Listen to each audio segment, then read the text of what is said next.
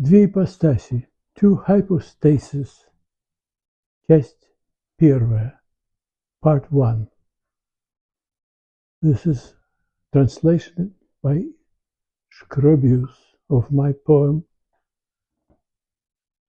published in Russian, and he translated it into English. Translation as blasphemy. Let us begin ab ovo, from the cradle, which is the origin, the genesis, the start, the source of all that's burdening my soul at this late hour.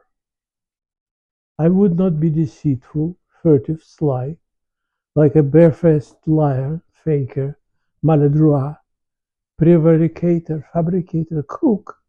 He can make faces, him, the expert, the pedant, the judge, the arbiter, the critic, the appraiser. He will be wrong.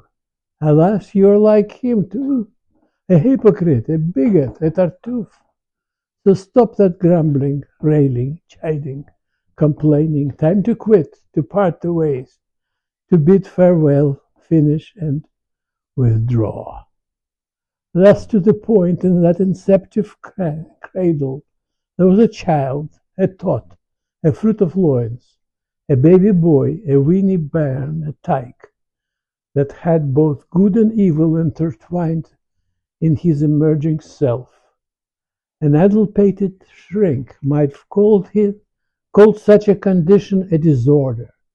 They can distort, contort, misrepresent such things, and also falsify, deform, belabor, and stretch the truth, or even pull your leg.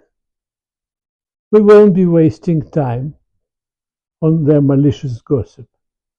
Idle scuttlebutt, confabulation, hearsay, that reek of falsehood and defamation, whose vile, foul, maladroit stench will overcome, surmount, overwhelm, and rout by adherence to the truth that will prevail, subdue, persist, preponderate, withstand, conquer, and triumph in the end. There in that cradle above lived a libertine, a rake, a roue, a debauchee, and he was my sweetheart, my idol, my Baal, my paragon, my doll.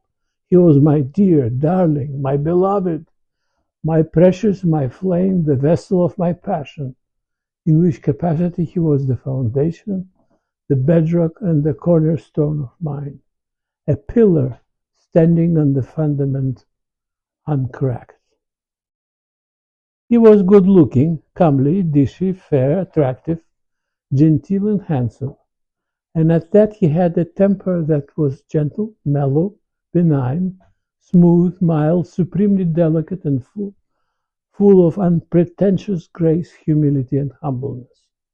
He was unclaimed by ladies. He was a solitary knight, untended, unattended, ascetic recluse, shy anachorete, that was marooned on boondocks in the sticks, at the backyard alone in rustic backwoods.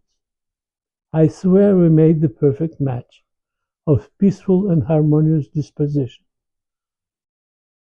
in which there was a union of likes, a unison, a duet, an accord, the full concordance of lovers' minds and souls.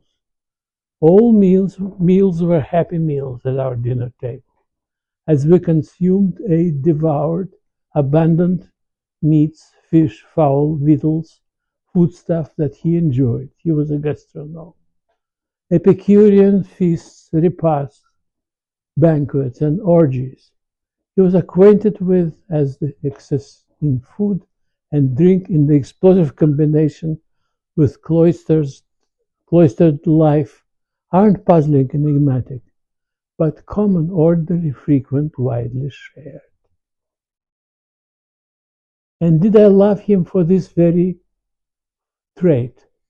His greed and appetite, his lust, his zeal, his zest, his sheer vivacity, elan, his thirst, his boyish gusto.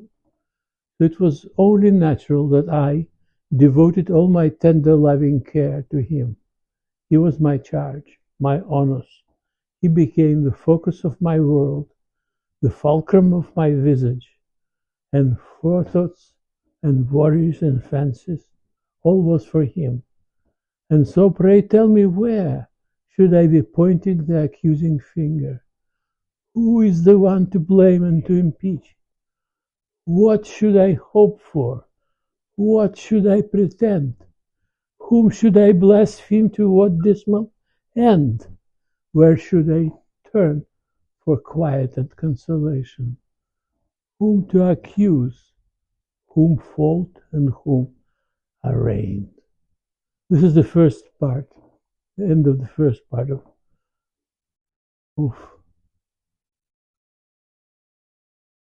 Shkrobius' translation.